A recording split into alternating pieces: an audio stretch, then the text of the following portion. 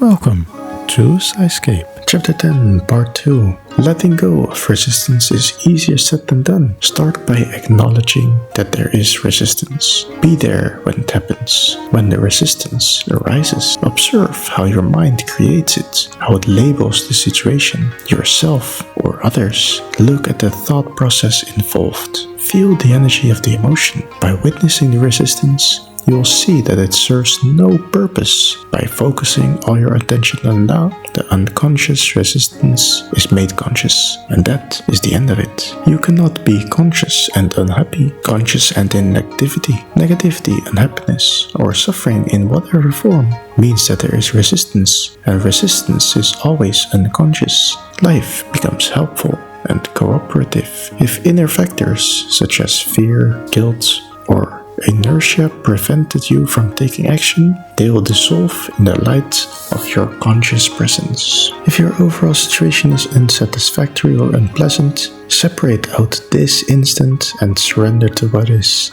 Your state of consciousness then ceases to be controlled by external conditions. You are no longer coming from reaction and resistance.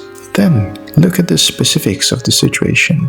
Ask yourself, is there anything I can do to change this situation, improve it, or remove myself from it? If so, you take appropriate action. Focus not on too many things that you will or may have to do at some future time, but on the one thing that you can do now. This doesn't mean you should not do any planning. It may well be that planning is the one thing you can do now, but make sure you don't start to run mental movies. Project yourself into the future and so lose the now. Any action you take may not bear fruit immediately. Until it does, do not resist what is. If there is no action you can take and you cannot remove yourself from the situation either, then use the situation to make you go more deeply into surrender, more deeply into the now, more deeply into being. When you enter this timeless dimension of the present, change often comes about in strange ways without the need for a great deal of doing on your part.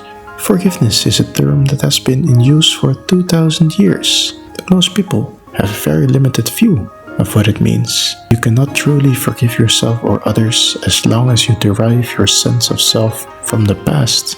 Only through accessing the power of now, which is your own power, can there be true forgiveness. This renders the past powerless, and you realize deeply that nothing you ever did or that was ever done to you could touch, even in the slightest, the radiant essence of who you are. And how do I get to that point of realization? When you surrender to what is, and so become fully present.